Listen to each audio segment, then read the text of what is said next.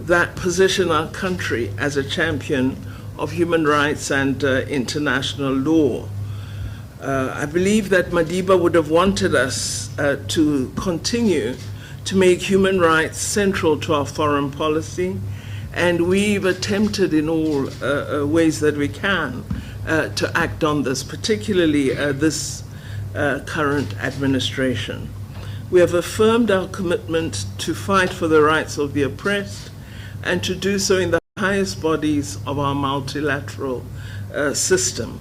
In fact, just today I've had a really excellent meeting with the personal envoy of the Secretary General to Western Sahara and Morocco, Mr. Stefan de Mistura, and this just serves to continue the role that we hope to play in advancing the cause of those who continue to suffer harm and disadvantage.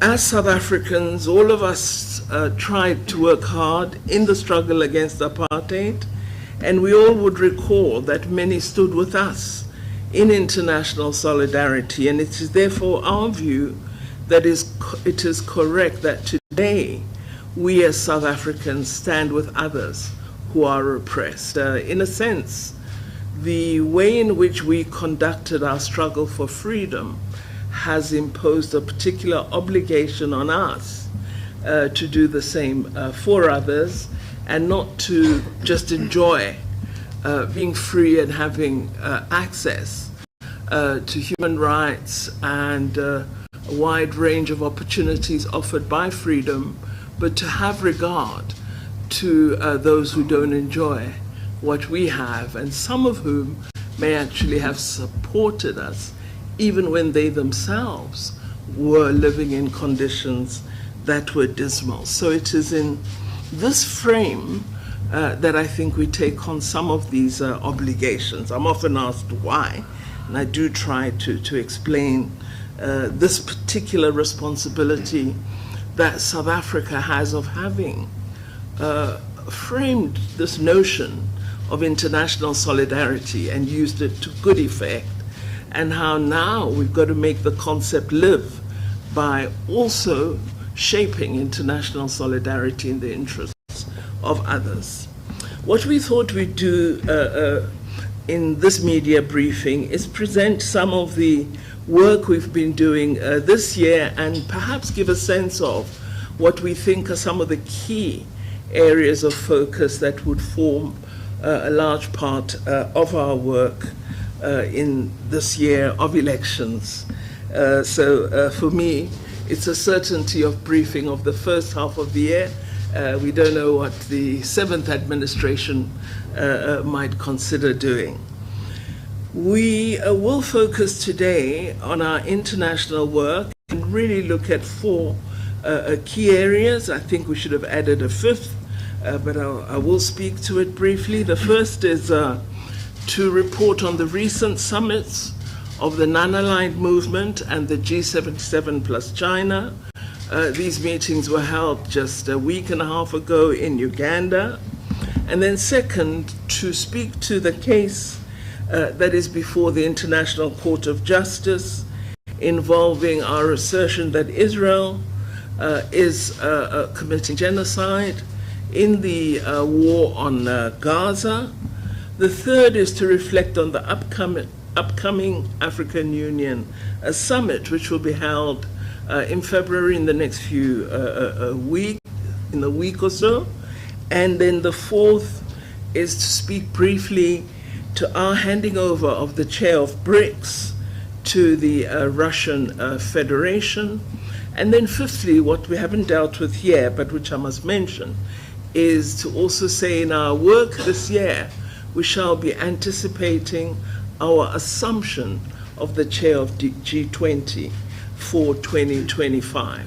We're working on the early aspects of that responsibility, but I think it is important that we make reference to it because it's really going to form a large part of the work that we will initiate, but which will be concluded by the next administration.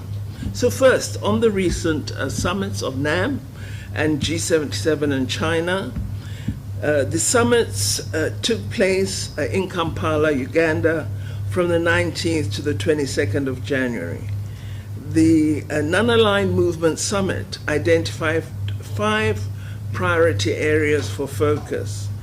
These were regional and international peace and security, the fight against terrorism, the issues of migration and humanitarian crises associated with this, as well as the issue of security in migration, as well as human trafficking, and our progress as the non-aligned movement countries in implementation of the Sustainable Development Goals.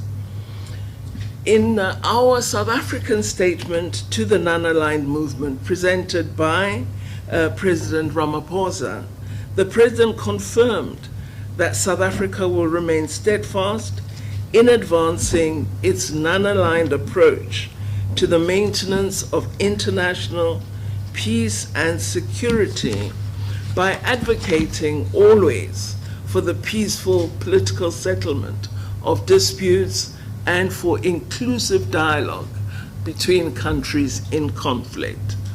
The non-aligned movement also had the great excitement of welcoming its first new member in 13 years, and that was the Republic of South Sudan, which now brings the total membership of NAM to 121 state parties.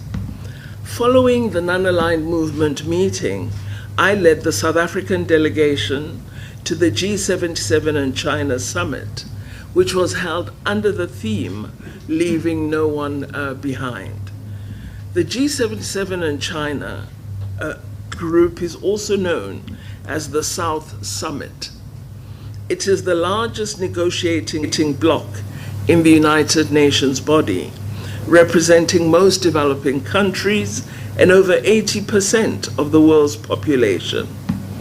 The focus on the summit was on enhancing South-South cooperation in the areas of trade, investment, sustainable development, responses to climate change, poverty eradication measures, and fully extracting opportunity from the digital economy. We had a really excellent summit with very good outcomes from both the NAM deliberations as well as the G77 and China. And I think we remain as a fairly well united body of countries that share perspectives that are common on a number of issues, but there are areas of difference. But I think what is really noteworthy is that we are able to robustly discuss with each other and arrive at agreed perspectives on various matters. If you look at the final declarations of both, you will see common areas of deliberation between the two summits, and then key in the deliberations were the matters of our perspectives as developing countries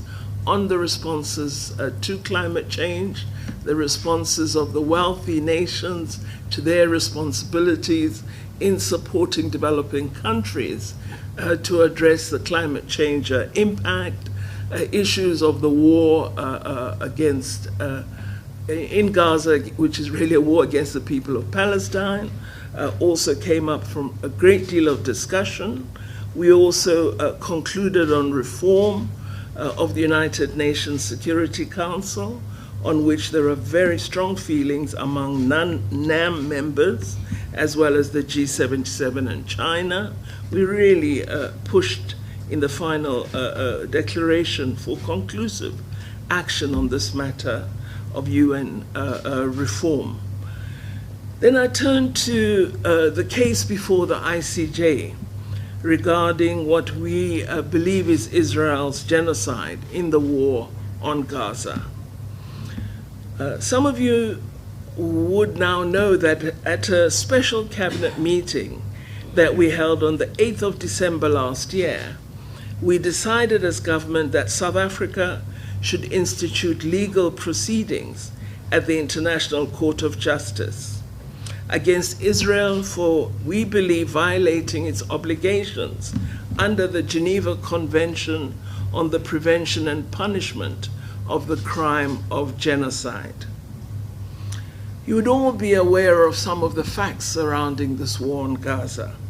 Recent figures by Oxfam indicate that the average daily killing of Palestinians by the Israeli military since October 7th exceeds the daily death toll of any major conflict in recent years. That the deaths of children are almost incomparable, both in terms of actual numbers killed and the rate at which children have been killed. More journalists, you would know better than we do, have been killed in Gaza in the last 100 days than were killed during the Second World War and the Vietnam War. So having looked at a range of information and data before us, Cabinet was persuaded by the sheer immorality and illegality of the actions of the Israeli government that we had to act. There was consensus in that meeting that South Africa should approach the highest judicial organ of the United Nations to seek an end to the mass killing of Palestinians and to stop the wholesale destruction of civilian infrastructure, including residential buildings, hospitals, schools, bakeries, water and electricity facilities.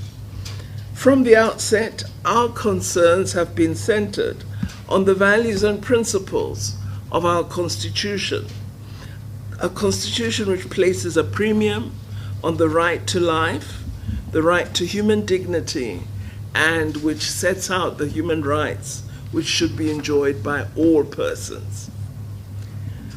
So following the Cabinet decision, we then had to work very hard to ensure that we were able to institute and submit our application. We didn't have Christmas, did we? No. On December 29th, South Africa filed its application to institute proceedings against Israel, as well as our request for the court to determine a set of provisional measures. You're all aware the matter was heard in The Hague on the 11th and 12th of January this year, particularly at that time in relation to the request for provisional measures.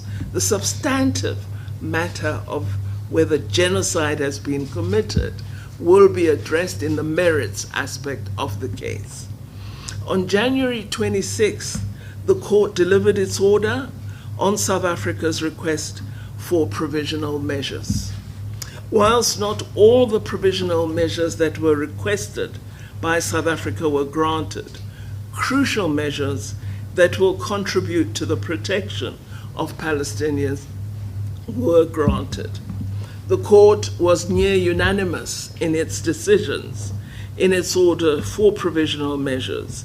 These included: 1, that Israel shall take all measures within its power to prevent all acts of genocide as contained in Article 2 of the Genocide Convention, including, and I quote, the killing of members of a group, causing serious bodily or mental harm to members of the group, deliberately inflicting on the group conditions of life calculated to bring about its physical destruction in whole or in part, and then imposing measures intended to prevent births within the group.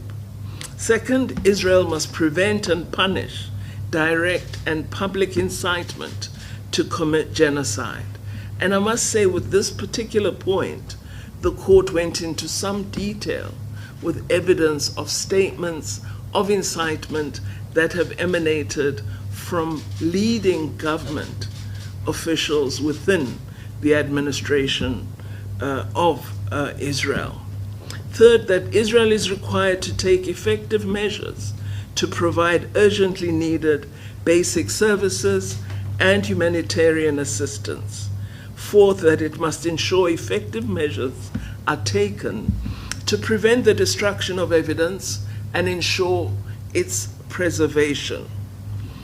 And fifthly, that Israel is required to provide a report to the court on the measures it has taken to give effect to these provisional measures within 1 month. While South Africa had called for the suspension of Israeli military operations in Gaza, the court did not grant this provisional measure. The decision overall by the court marks, we believe, a decisive victory for international law and a significant milestone in the search for justice for the people of Palestine.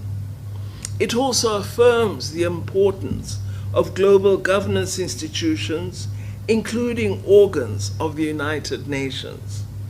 It remains vital for us as member states to ensure that we respect and implement the decisions of the court. And I suppose what confronts us now is, what do we do if there is no implementation?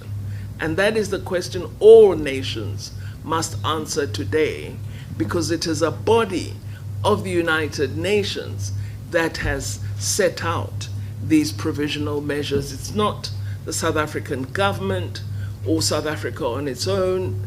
It is the International Court of Justice. And if its orders are not respected, what does this mean for every other government that commits atrocities against a people? This is the big question that confronts us as the global community today. The finding, we think, also makes it clear that it is plausible that genocide is taking place against the Palestinian people in Gaza. You would have heard the court's president actually saying this. Third states must therefore also act independently and immediately to prevent genocide by Israel and to ensure that they, as third states, are not themselves involved in violation of the Genocide Convention by aiding or assisting in the commission of genocide. This necessarily imposes an obligation on all states to cease funding and facilitating Israel's military actions, which, as the court has indicated, are plausibly genocidal. As South Africa, we will continue to do everything within our own power to preserve the existence of the Palestinian people as a group. We will do what we can to seek the ending of all acts of apartheid and genocide against the Palestinian people, and to walk with them toward the realization of their collective right to self-determination. Because, as former President Nelson Mandela declared so stoutly, our freedom is incomplete without the freedom of the Palestinian people. And we can't ennoble President Mandela in some aspects and then neglect other aspects of his political beliefs.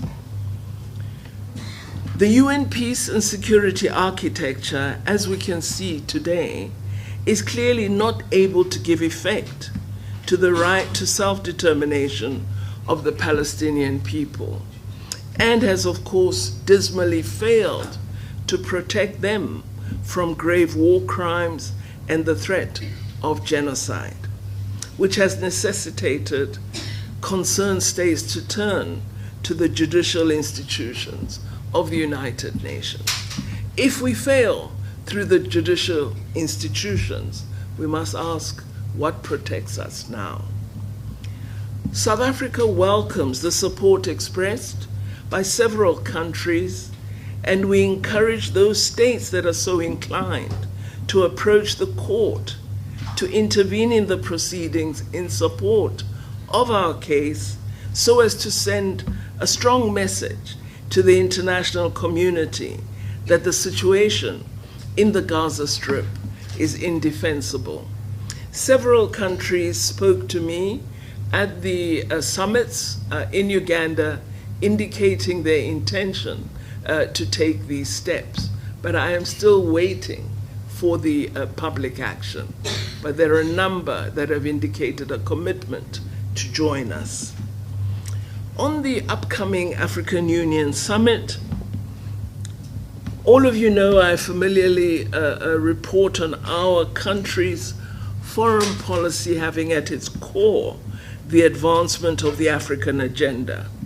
We place great importance on our participation in African Union summits, and we will be very active in the next one, which will take place on the 17th and 18th of February in Addis Ababa.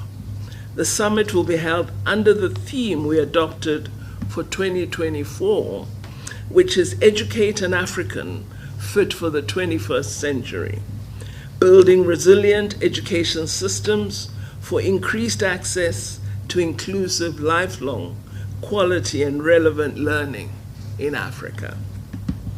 Last year, the African Union finalized the 10-year review of the first 10 years of Agenda 2063. A key recommendation in that review report is that African Union member states have to accelerate implementation of the Agenda 2063 17 key flagship projects, which are aimed specifically at fast-tracking continental integration, in particular trade and market integration, free movement of people, as well as infrastructure development. One of the flagship projects in which South Africa is playing a leading role is the operationalization of the African Continental Free Trade Agreement, AFCFTA, which serves as a milestone development in the evolution of the African Union. We are particularly pleased that President Ramaphosa today officially witnessed the launch of South Africa's first shipment and preferential trading under the AFCFTA at the port of Durban. This is a historic occasion in the life of the Free Trade Agreement. President Ramaphosa is also expected to attend and participate in a number of high-level committee meetings of the Assembly of the African Union. These include the meeting of the Committee of African Heads of State and Government on Climate Change, which will be held to reaffirm Africa's position on climate change as advocated during the COP28 summit held in the UAE last year. In his capacity as chairperson of the Presidential Infrastructure Championing Initiative, President Ramaphosa annually holds a meeting of participating countries on the margins of the African Union Summit to provide a progress report on African infrastructure projects under the remit of Agenda 2063. The initiative aims to enhance infrastructure development in sectors such as transport, ICT, water and sanitation, and energy in our own country, throughout the SADC region and the continent. And it is critical to the implementation of the Free Trade Area Agreement. Lastly, on the margins of the summit, the President is also expected to chair a high-level meeting of the Committee of Five on South Sudan to review and provide political guidance on the progress made in the implementation of the revitalized agreement on the resolution of conflict in the Republic of South Sudan.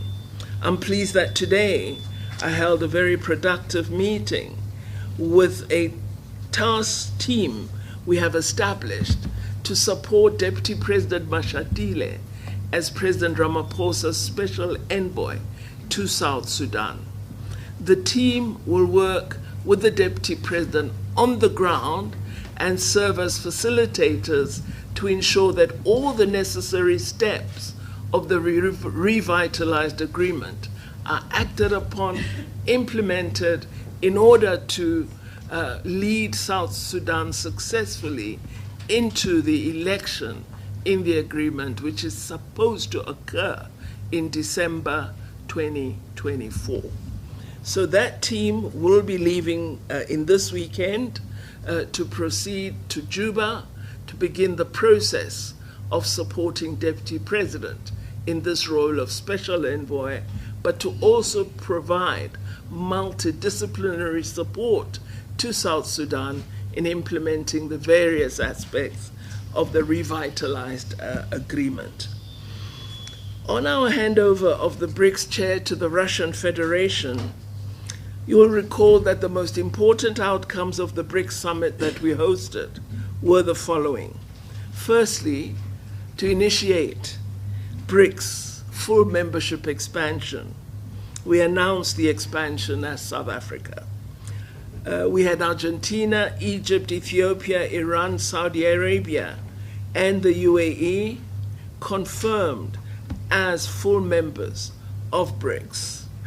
You would be aware that Argentina has written to indicate that they will not act on this successful application by the previous administration to become full members of BRICS, and we accept their decision, particularly given that there are 34 more countries that have now written to Russia expressing interest in becoming BRICS members. The BRICS foreign ministers were also tasked to develop a BRICS partner country model to accommodate the 17 countries that were not accepted as full members of BRICS. And we as foreign ministers are working on this remit. The BRICS summit also agreed that finance ministers of BRICS countries, as well as Reserve Bank governors, should consider the use of local currencies for payment between ourselves and for the development of international platforms of payment to really redress what we regard as a rather unfair and costly international payment system, which largely uses the dollar and doesn't really make use of other currencies. And it's our view as we expand in BRICS that there is potential for use of own currencies of the BRICS countries, and that we should look at whether we can devise a framework for this. So the finance ministers and the central bank governors have been, I believe, giving attention to this matter, and they will report to the summit in Russia this year. We also agreed as the BRICS summit that we would work concretely at advancing and articulating BRICS support for Security Council reform. This was one of the first times that we had accord on this matter as the BRICS countries. So as South Africa, we've always advocated for reform, and to have all the BRICS members in agreement was really very powerful in our view. We also established the BRICS Youth Council and inaugurated it, and had excellent contributions from the Youth Council formation, which really augurs well for the future of BRICS. We anticipate that these outcomes will continue to receive support from Russia as it enters its work as the 2024 chair of BRICS. And I must say already, Russia is showing a great deal of energy in its preparations for all the BRICS work that will be undertaken this year. So I stop at this point, and we open up to you. DG, is there anything you want to add? No. Covered? All right. DM? Okay. All right, so Lunga, back to you. Thank you, Minister, very much. And I see no intent, so these are veteran journalists who know what to do. So I think we can take, maybe, Minister, with your permission, about 3 rounds of questions. I will start with the first row here, from Karen to Karen at the end. Can I start with here? Thank you very much, Minister. You mentioned the enforcement question, which is obviously very central, because as you point out, if there isn't enforcement, then the use of law to embark or try and engage on contentious issues is essentially useless. What are South Africans' options on this? And given that the United States has made its allyship of Israel very overt, and has actually condemned our case as, amongst other things, quote unquote, meritless, it is being seen as an almost certainty that if this is enforced by the Security Council, they will exercise their right to a veto. What do you think the implications of that will be for international law and for the people of Palestine? We obviously have a circumstance now where UNRWA's funding has been cut because of these allegations that 9 or 13 of their staff members of a component of 30,000 were involved in the Hamas attack. And that obviously has serious humanitarian implications. What is South Africa? Is South Africa considered what the country can do in those circumstances? And then finally, we've seen a number of attacks on South Africa, including this allegation that somehow the ANC had received funding from Iran, and this was the basis upon which this case was brought. What do you make of that kind of concerted campaign again, in terms of in an attempt to portray the case as somehow financially driven by Iran? And how do you think it should be addressed, if at all? Thank you. Gosh, you asked about 6 questions. I know. She's done. Sophie Mkwena from the SABC. Minister, the President yesterday at the ANC Lekgotla, when he was wrapping up, he warned the ANC and its allies that there's going to be a backlash.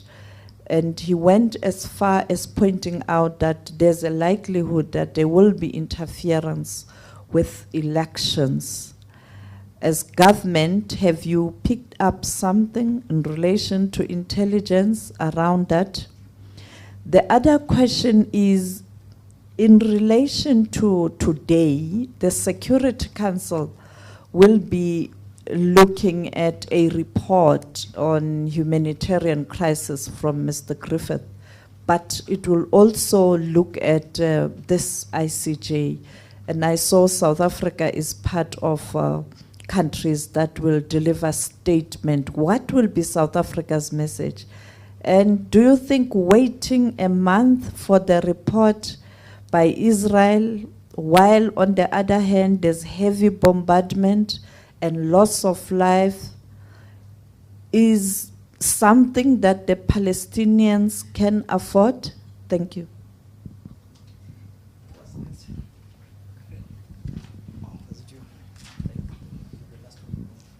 Thank you. Her Excellency, now Israel, it seems it has a special definition. Dawood Ali Al-Arabi TV. Now Israel, I think Israel now has its own definition to the ICJ order, and the West too. We see last days some Western countries, they are stop funding the UNRWA in this very difficult times, and we see yesterday or yesterday before special forces wearing a civilian clothes, and they stormed a hospital and they killed 3 injured Palestinians. Will South Africa will add all this to the case of ICJ? Thank you. Karine de Plessis, I work for the Africa Report. I also have a few questions. The first question is the diplomatic ramifications of the ICJ case that South Africa brought, and have there been any concrete evidence of any ramifications? I mean, I see that Israel isn't buying grapes from South Africa anymore. They cancelled the grapes and flights. The airline cancelled flights. Have there been any other sort of concrete ramifications? And then I want to ask about the African Union, actually. The rotating chair, the African Union chair, there's been some contest about it this year. What is South Africa's view on as to which country, I think Morocco and Algeria have been at odds, should get the chair this year? Ethiopia, there's ongoing conflict there. We were crucial to the peace, or we facilitated the peace talks. But I hear in Amara it's not going so well in the Amara region. Is there ongoing intervention from South Africa's side? ECOWAS, we've seen some countries leaving ECOWAS. They've been suspended from the AU. What is South Africa's view on those countries, Mali, etc., and that conflict? And then the last question for the Minister. Minister, you're talking about the next administration. Will you be available for be going to Parliament again in the next administration? Thank you, Minister. That was the last one in this round. Okay. Over to you. You, Karine. You, Karen. Okay. I think, Karen, that we are pointing to the dilemma that the global community has. The Genocide Convention was enacted following the Second World War, and its intention was to ensure that never again would we see the atrocities that were part of the Holocaust against Jewish people in Europe. This was the intention of the convention. Those who were to be the beneficiaries of the convention are today the ones who we believe are committing genocide. And what confronts the world is to marshal the ability to ensure that the stipulations of the genocide are actually observed. So I think this question is not one for South Africa. I believe South Africa has done what it can, and now the global community is the one that must answer the question. Do these conventions mean anything, or do we now have a world in which there's open license, where you can act as you will against any vulnerable group? I believe it fits very much into the discussion of UN reform that we have been trying for so many years to have as a concrete deliberation with a set of proposed changes, and we've not been able to have text-based negotiations on a proposed framework.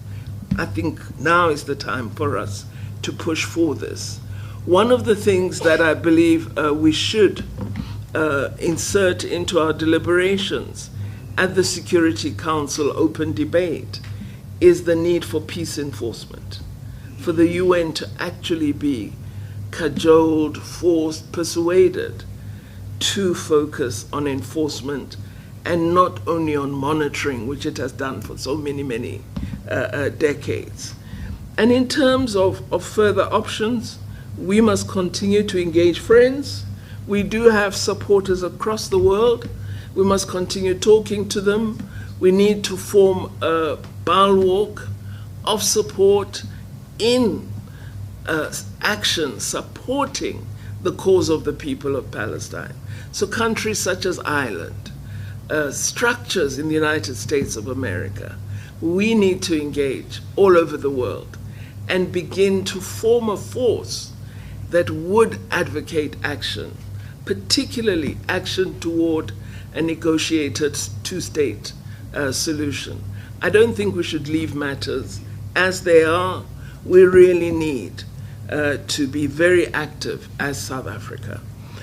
I have spoken to the representatives of Palestine, and I have indicated to them that the campaign must get more active from now, that the ICJ is not the victory that we want. It's a partial, it's important, it's decisive, but the major work we need to do is to ensure the real protection of the people of Palestine, but most particularly that we have the eventuality of a state of Palestine where people enjoy freedom, justice, and human rights. This is the task that we need to undertake, and we must caucus, we must persuade, we must initiate. So whatever forum we're in, we need to actively agitate and work for support. On UNRWA, I think one of the things we're going to see is all sorts of modifications of negative action against the people of Palestine. And you're going to see it every day. There'll be a different intervention which seeks to undermine, hence our conviction that genocide is underway. And whatever means to achieve it are available to Israel, which we shouldn't forget is an occupying power with a duty to protect those that it has occupied. So this genocide totally contradicts the role and responsibility of an occupier. We have to lift out these issues through yourselves in the media, being honest about how you report and not reporting according to who you're funded by, but actually telling the truth of this situation. Because many are dishonest in their reporting. Very few mention the fact that Palestine is occupied. Very few mention right of defense. It's right of defense, but it goes against those who've attacked you, not every civilian, which is the case currently. So we need to have an objective and open reporting, particularly us South Africans. I think you're probably one of the most objective press in the world, and you need to use that power to good effect. If you are, really the children of Mandela, your task is to seek to change the world, not to have it the same. So I think we need a global campaign in the interest of the people of Palestine. And what South Africa should do with the relief agency is to really try and secure humanitarian support. We should be speaking to the Gulf states.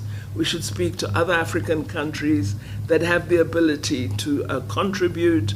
We should look to our own resources. We should support the agency to provide humanitarian aid. We can't leave things as they are.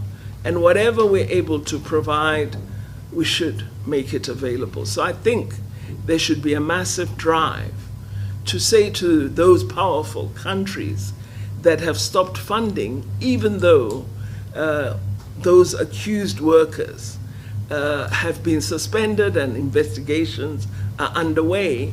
Again, you have collective punishment. We need to object to that, but we should also look at working with the world to secure funding from the South to assist this entity. On funding from Iran, I haven't had a chance to speak to the ANC to say whether they got funding from Iran, but I thought the story said that Iran has paid the legal team. Isn't that what said? Something like that. Now, as far as I know, the legal team hasn't been paid yet, and I've not seen an offer from Iran for such payment. But I know from the WhatsApps I get and what is said about me, that the onslaught can be very fierce. I've been called an ISIS member. I'm a Hamas adherent. I hide under the cupboard. Iran is my master. All sorts of rubbish. And as I've said before, insults are the last refuge of a scoundrel, and we will get lots of attacks. But it's fine. We can be attacked, but we know what we are focused upon is the truth. The people of Israel are suffering from a form of colonized occupation, which is really something South Africans should never accept. So there's no funding from Iran. It's merely an allegation, and we expect even more allegations to come our way. All sorts of things. I was speaking to Minister Cele, and I'm wondering, do I have enough protection? We're expecting all sorts So I think we should just be aware that there'll be a lot of misinformation, a lot of, fake news. There was some thing on X, which says that I'm saying, stand up, you Arab nations. Why are you so quiet? Why are you leaving it to us? And it's as though I'm insulting Gulf nation states. But I never said anything like that. So, I'm expecting all sorts of things. I think the president was in a realistic manner alerting the ANC leadership and the alliance to be aware that there'll be this kind of mischief. We've seen it occur elsewhere. And he said it may even straddle into our own national processes in the country. So we need to be alert. For example, I'm hearing now in the media that people are saying it's likely that we'll have an election that will have contested results. We've had excellent election administration. There's no suspicion of incapacity of the Independent Electoral Commission. Never has been. Why suddenly now? So it's all part of a pattern. And we need to just be very alert to it. And we must have confidence in our ability to manage our own business. On the Security Council, indeed, the matter is going to be discussed as an open session, so it will not just be the 15 Security Council members. Other member states that are interested will be invited and will be able to indicate their interest in making a statement, and South Africa will certainly take up the opportunity. I think it's important that we follow all the stipulations of the ICJ, that they've said a month for a report. Let us have that month. Let's see what report Israel will produce, and let's submit our own commentary, which will include the evidence of what we have seen since the ICJ ruling, because we cannot hide what we see and what we know is happening. I've spoken on the funding of UNRWA, and I think the hospital attack, the attacks on hospital facilities totally go against the grain of the ICJ ruling. But all public service institutions have been attacked in the course of this war in Gaza. And it's something that again offends the provisions of the Genocide Convention. Because if you destroy hospitals, you're saying injured people must get no help, that people who need medical treatment must not have it. So essentially you're sentencing people to death by virtue of your activities. And the shocking thing of the hospital attack was going in dressed as though you are medical personnel, and yet you have murderous intent. As we said in our case, the years that we've had of great concern about the atrocious experience of people of Jewish extraction under the Holocaust allowed a condition of impunity to develop, that whatever Israel does, we cannot quarrel with it. We need to change this attitude, because it's clear we've created a platform in which atrocity is made to seem legal, and it cannot be acceptable. On Karin's questions, well, Karin, I feel sorry for Israeli people that they don't get the delicious grapes of South Africa, because we have the best fruit in the world, as far as I'm concerned. On El Al, I don't think there were major airline service into South Africa. So I think a lot of noise is being made. I saw somebody lifting down our flag. I don't know where it was. So it's just to make us afraid that this is the international reaction. South Africans shouldn't be afraid. Of course, we mustn't be foolish. We mustn't be careless in how we act, because we have our own national interest that we must have regard to. But the concern about our national interest mustn't make us a partner to atrocity. That would never be acceptable to us. So in terms of trade, let's look for other trade partners. Let's look at East Asia, for example. We've just successfully managed to return our sale of halal beef to Saudi Arabia, and this is exciting. We're increasing citrus exports to the UAE. We've negotiated an excellent trade agreement for beef with Malaysia. Let's now look at Indonesia. Let's really grow our sector, particularly in the halal food industry, and use it as a platform for expanding trade. So I think there are opportunities, and we need to take them up. On the African Union chair, I'm a mere minister, it's not my remit. It will be the Assembly that determines that, not the Executive Council. I will be in caucus with my colleagues, the ministers, to get a sense of the direction. Our interest will always be a South Africa unity of Africa and having a consensus position which represents the best opportunity for unity. We wouldn't like to have a chair that will just lead to disputes, points of order, and objections. We want a chair who will be able to manage the meetings of the African Union and draw all our nations together and steer the agenda of silencing the guns and pursuing the priorities of Agenda 2063. So I will not say more than that, but we are having discussions. On Ethiopia, you would know our focus was TPLF, was Tigray region. We've not really played an active role in Amara and the other regions that are currently in conflict. At the Uganda summit meetings, we had opportunity. I met the Somalia minister, and I met the Ethiopian minister as well. And my message is one: peace, security for Africa. Because conflict between us just leads to underdevelopment.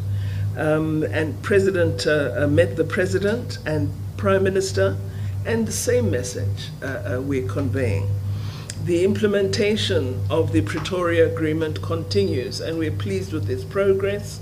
The oversight team does provide us with reports on their own observations. The facilitators continue as part of the oversight team. And on ECOWAS, it is the matter for the region, and I think we would follow any statement. I see the Secretary General has not issued any statement as yet from ECOWAS.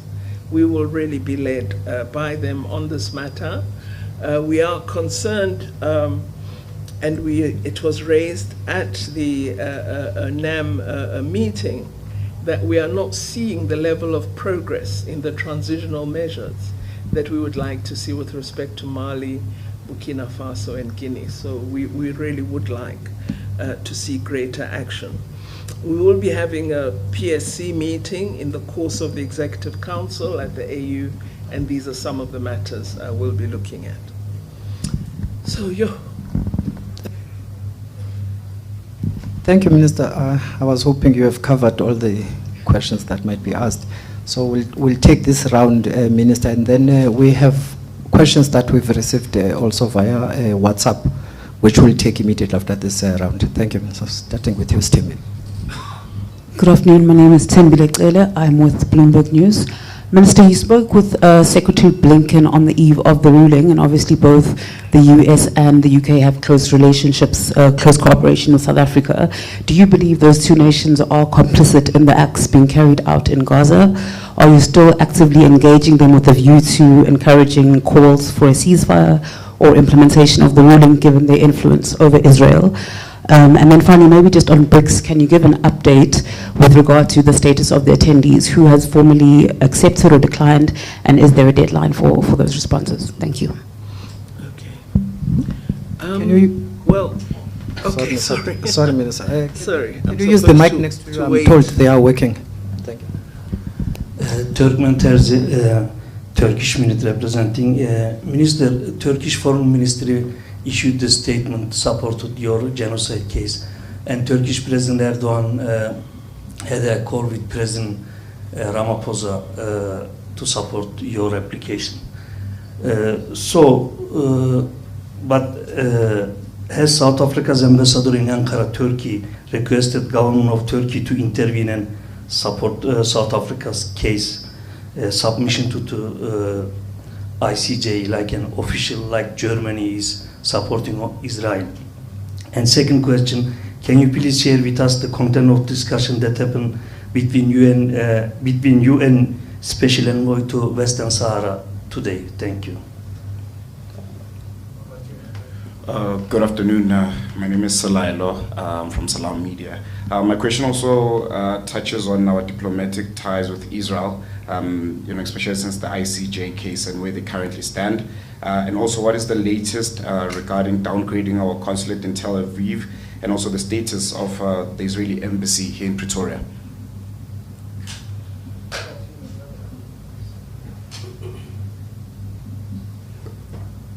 Nawaz Suleiman from TRT Arabic. My question, I have about 3 questions to ask. What is the next step for South Africa regarding the ICJ ruling? And how much will the government extend its support to Palestinians? Will South Africa be ready for any repercussion from the West after the ICJ ruling? And lastly, is there any talk with Hamas regarding the hostages and ceasefire? Thank you very much. The last 2 goes to Diana and Yusuf. Over to Dan. All right, thank you. Diane Hawker from Deutsche Welle. The question relates to something that you mentioned earlier, Minister, where you said that you'd received a lot of commitments and sort of words of support from other countries. In terms of concrete support, what is South Africa hoping to receive from allies or other members of the BRICS group when it comes to the longer term case, because we know that it will take quite a long time to finalize?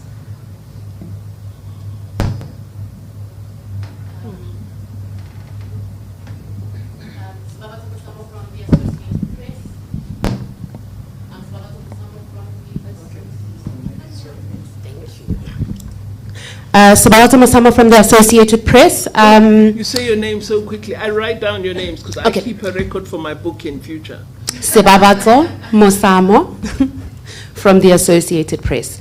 At the risk of repeating possibly a question that you've answered already, South Africa had made it clear that in the days leading after the ruling that they believe the ICJ ruling effectively ordered a ceasefire and for Israel to stop attacking Gaza. Is this still the official stance of the legal team and the government? And do you believe that the ICJ's preliminary ruling ordered an effective ceasefire? And as a follow-up to that, do you believe that the court had ordered a ceasefire and clearly that hasn't happened? And are you now saying that Israel is in breach of the ruling? And what steps will South Africa take, either at the UN or the ICJ, to confront this apparent disregard for the ruling by Israel? Thank you, Minister. Those were the questions. I think we are done with the room, and then we'll take after Minister has responded to the questions from social media. Thank you. Okay, all right. On U.S. Secretary of State, well, I'm not a court, I'm not a judicial office. It would be the ICJ that would decide as to culpability and who and what.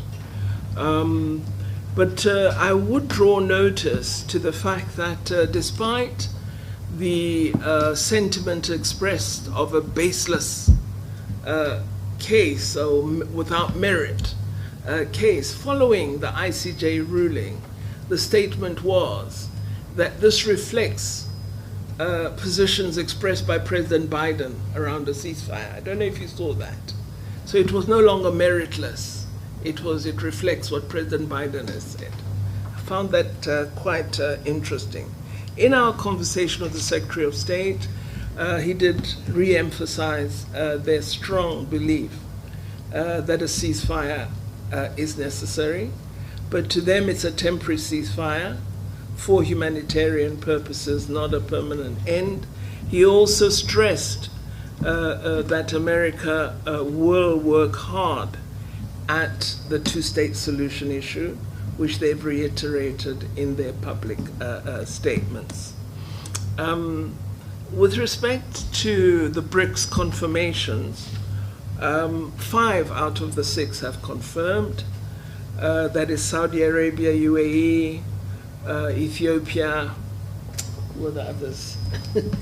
Iran, very enthusiastically, and I've got them in my list here.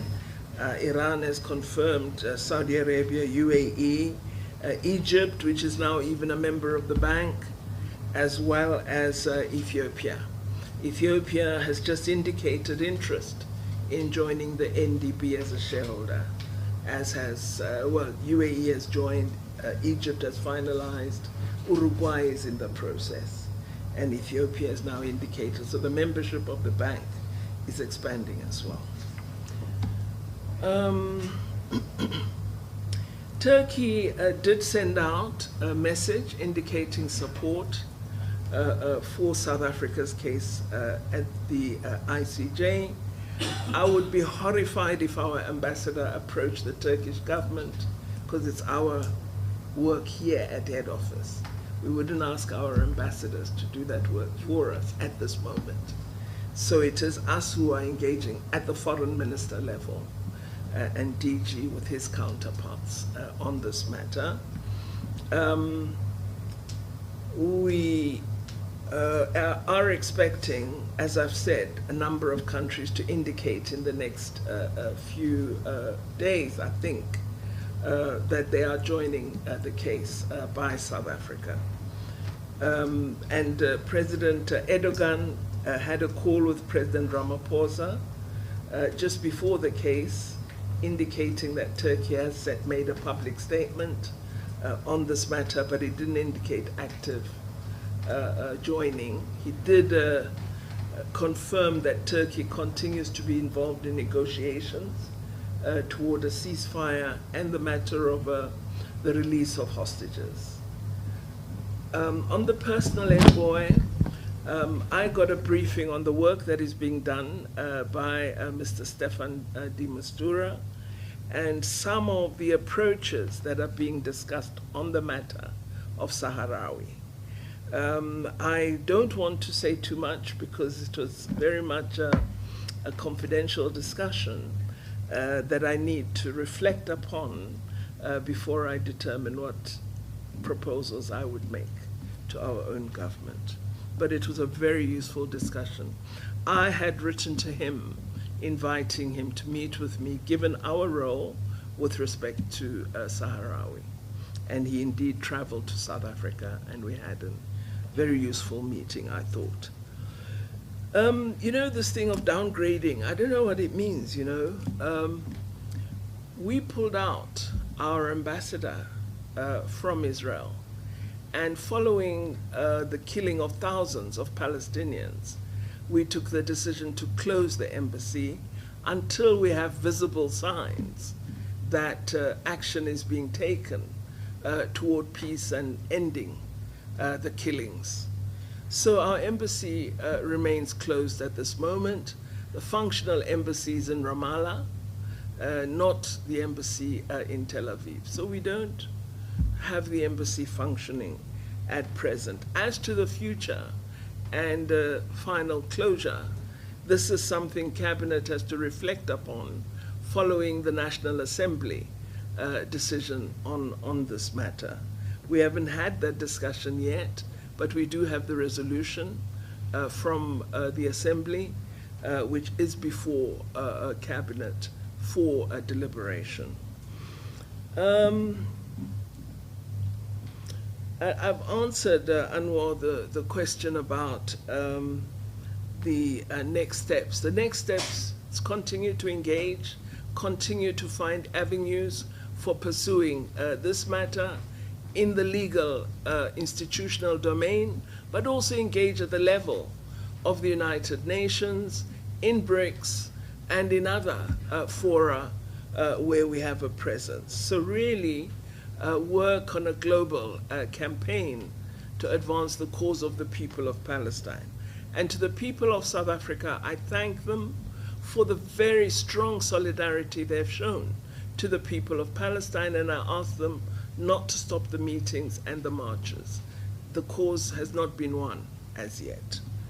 On discussions with Hamas, no, since the phone call I had with them, which made me the enemy number one of a range of people, we've not had further contact, but I do speak from time to time to colleagues who do have direct contact with them, and they all continue to discuss release of hostages, but ceasefire is critical for that to happen. What do we expect on support from other countries? We expect them to join, to submit papers formally to the ICJ to say, I don't know, is it a friend of the what? As an intervening as party. an intervening party. This is what we are hoping countries will do. I have some that have confirmed to me, but I don't want to name them until the formal step is taken, because I'd like to see the formal step. So we are waiting on that. And then I think we will also be approaching fellow countries, especially in NAM and G77, about the relief agency and what we should continue doing to support. Then, yes, indeed, Ms. Mosamo, I can't be dishonest. I believe that the rulings of the court have been ignored by Israel. Hundreds of people have been killed in the last 3-4 days. And clearly Israel believes it has license to do as it wishes. So the world does have to reflect, because we're going to come to a point where we have to think, what do we do to stop such acts occurring, not just with Israel, but any party in the world. We know that we were unable to protect Rwandan citizens when they faced a massive slaughter and a genocide. We are allowing this to happen again right before our eyes on TV screens. South Africa has taken the bold step of approaching the ICJ. We succeeded with the provisional measures application. I think we now have to look at proposing other measures to the global community, but also securing international solidarity on this matter in support of the Palestinian people. And remember that what we seek is a two-state solution. We believe Israel must exist alongside Palestine, with both countries enjoying peace and security. But as we fight, what we're fighting for is the freedom and self-determination of the people of Palestine. DG, I don't know if you want to talk about some of the legal aspects, because you were so directly involved. The poor DG, in the end I told him to apologize to his wife in December because they were on holiday, and we were phoning him, I was phoning him at night. Sometimes I wouldn't even see it's 1 a.m., you know, and we had to get the work done. So, Minister, if I may, if I may request, because some of the questions from Eyewitness News in particular about the next steps, so if I can just ask them so that DG can respond to them. I'll start with that. DG, they want to know what are the next steps in terms of the next phase of the case, given the judgment by the ICJ on Friday. What is the status of South Africa's complaint to the ICC? Has there been any update on how the court has received South Africa's submission? And has there been any feedback as to how this matter is being treated? And then this is for the minister. Does the minister believe that the ICJ order has a bearing, will support South Africa's complaint at the ICC? If so, in which way? The last one is how does the minister hope the matter will be received by the Security Council tonight, in light of how it has been treated before? DG, if I can also just take quickly the Daily Maverick question. I'm asked to ask the minister if South Africa is involved in the mediation of the Middle East conflict and what the minister feels about Morocco undermining AU processes by winning the presidency of the UN Human Rights Council.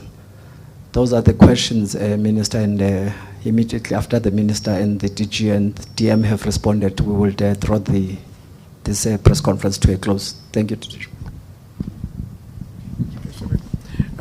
Thank you, Lunga. I'll be quick. So, before I get to the questions that they asked, I think Minister just asked me to. It's important just to reflect on the UNRWA issue.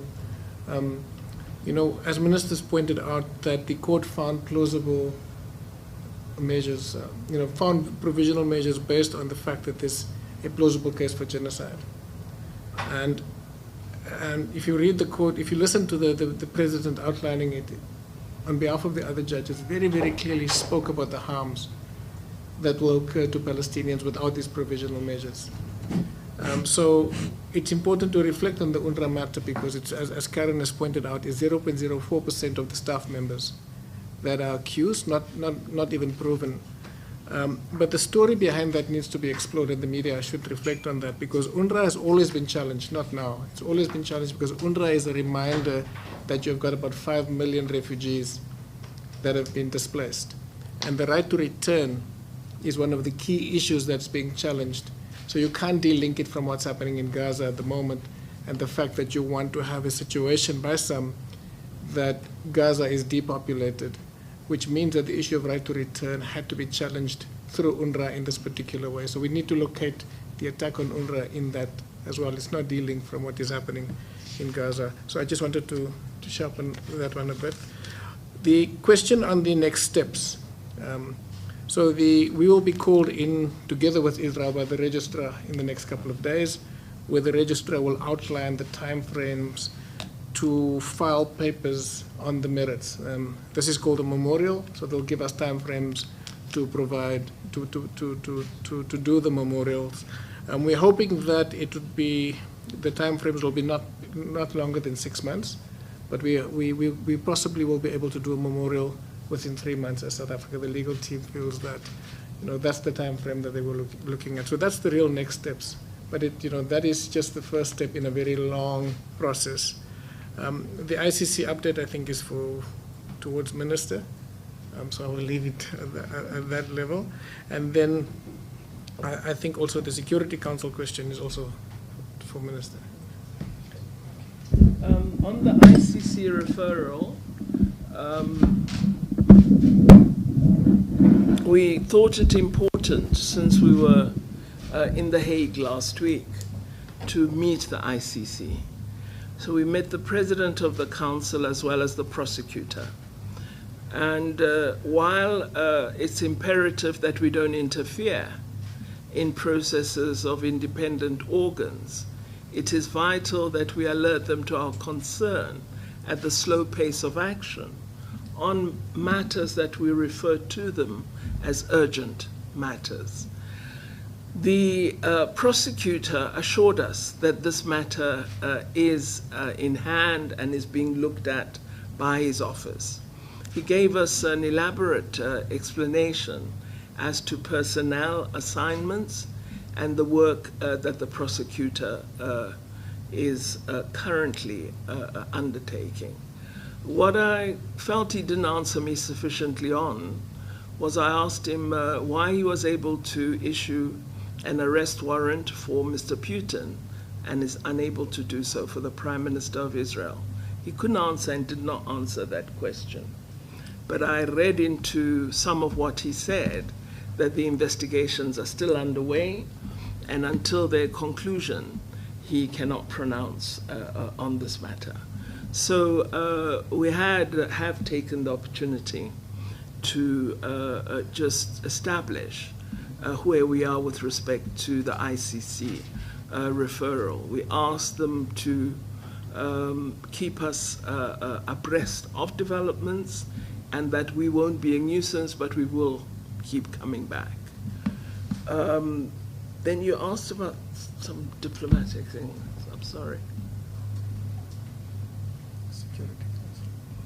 The Security Council, there was one before the Security Council question.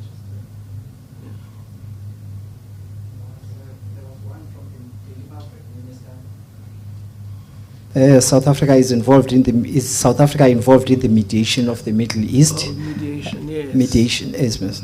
Well, as far as we're aware, there isn't any mediation. There are attempts. If he's referring to Qatar and the work they're doing in discussing the hostage return and ceasefire with Hamas, no, we are not party to those deliberations. We are in touch with our colleagues in Qatar who do keep us informed as to progress with respect to some of the work. Many other nations are involved. Egypt, for example, has been playing a very important role. And we do call for the return of hostages, but we call for an end to the killing. This is extremely important, and for people to have access to all services and goods that allow them to live. Then there was also on the Security Council, the current chair has called for an open session where this matter will be debated. I understand there has been some back and forth as to whether there would be a resolution that would be deliberated upon. My sense is there won't be at this point. There isn't sufficient time, but certainly reflection on the ICJ decision and the views of member states would be subject of the meeting of the Security Council. I would have thought they'll meet on the evening of the ICJ ruling, but they're only meeting now.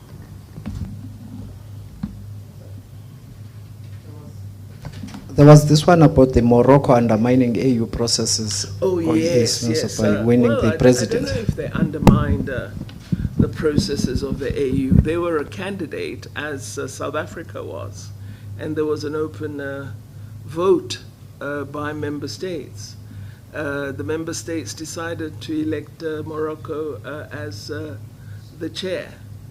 And Bafana did us the joy of returning the favor by 2-0.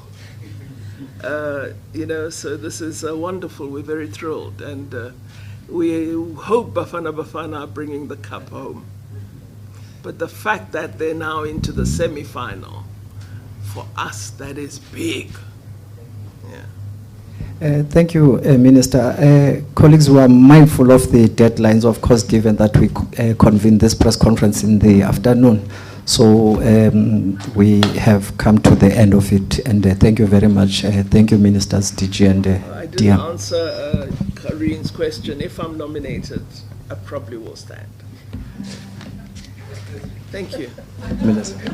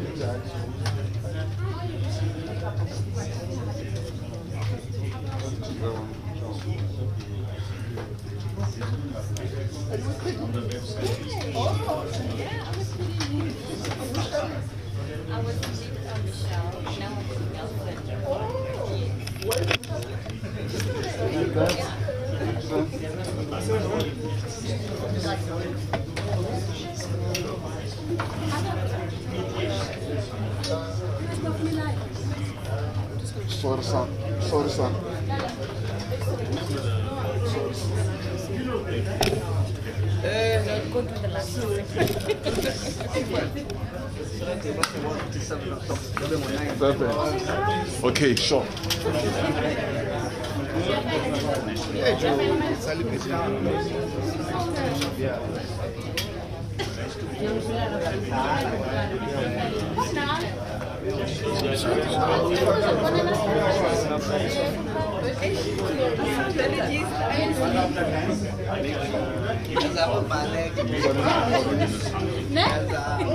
you guys should have a good conversation.